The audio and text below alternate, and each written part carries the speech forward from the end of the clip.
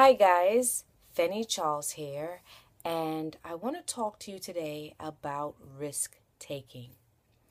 All right, I had some errands to run one day, and I left my son at home, in the neighborhood to ride his bike. He would generally ride his bike, well, at least what I know, he would ride his bike around the vicinity of in the area, vicinity area, same thing. And then he would sometimes migrate out to the other, neighboring cul-de-sacs. I have no problem with that. Okay, well, on this day, while I was running some errands, I needed him to do something, so I was trying to locate him. And in the process of locating him, I just couldn't find him. So I started to worry. So I then proceeded to call some of his friends that I know that he hangs out with on the regular. So I was calling around to these friends, the friends' mothers, trying to track down my son. Finally, a mother calls me back and tells me, hey, your son is with my son. So, I felt relieved because finally I could, I have an idea of where he is. Come to find out that they were at the mall. The mall, which is like 2 miles away at the mall. Okay, guys, this is how it is. Where we lived was 2 miles away from the mall. You had regular lane streets, a regular road, one way each direction, and you had a median in the middle, and then you have this huge highway, 6-lane highway.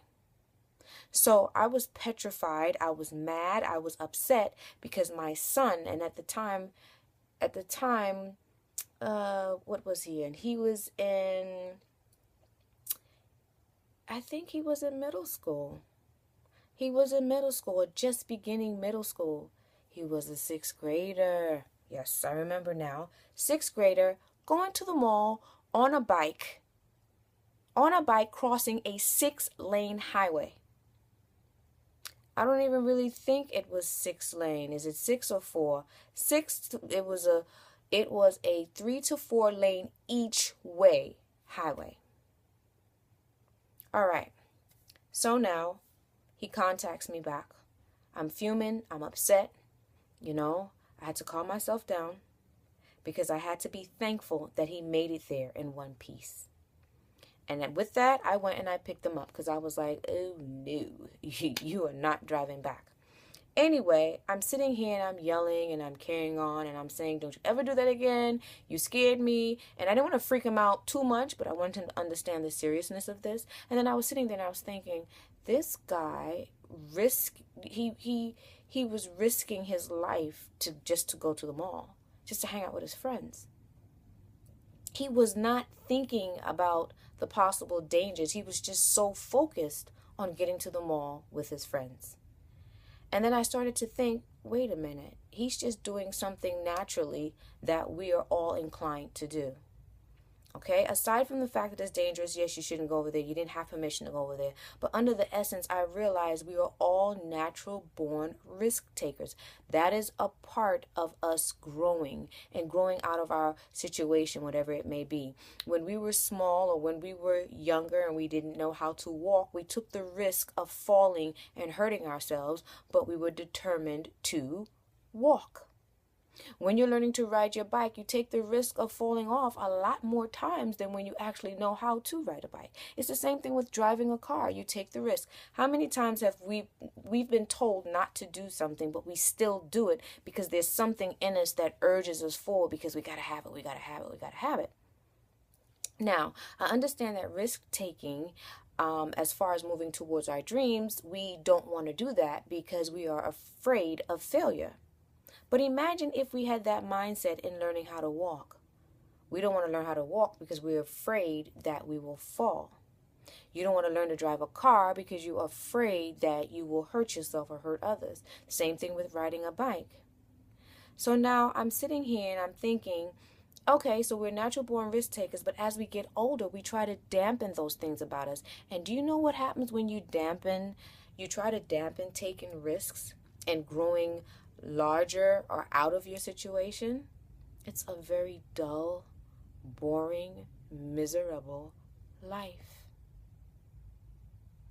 There's no way around it. And the funny thing is, a lot of us are taking risks for things that it's not even worth it. Now, every day you take the risk of getting in your car. There is no guarantee that you'll be back home that day. This is not about being negative. It's just about, you're in these metal objects that are moving at high speeds. They are like moving projectiles, so to speak, but, on the road. Anything can happen, but we have faith and we take the risk every day. What about this one? A lot of us risk working at jobs that will later on or can cause ill health or a lot of stress. My point here is that we are natural born risk takers, and we should be taking risks, moving in the direction of things that make us feel alive in a positive way in the long run. Notice I said positive way in the long run. Now, a lot of us are afraid of failure. Failure, guys, is just feedback. It's just teaching you how to tweak yourself for what you're aiming to do. That's all it is. When you start applying, okay, this is bad and this is good, then you're starting to mesh the feedback with judgment. And if you mesh it with judgment in the sense of, oh, that's bad or that's good, that really doesn't work in your favor. It's better to look at it, okay, this is feedback. This is where I want to go. It's not moving in that direction. Fine, then I will tweak in order to get it to go in that direction, and then you just keep adjusting. But back to the subject at hand about risk taking. We are natural born risk takers. The goal is to take risks that move us in the direction of our dreams. Some of us have books in us. Some of us have songs to sing. Some of us have poetry to write and recite.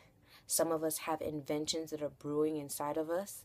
Some of us are advocates. Some of us need to help solve world hunger. All of these things are in us. Each and every one of us came here with a gift.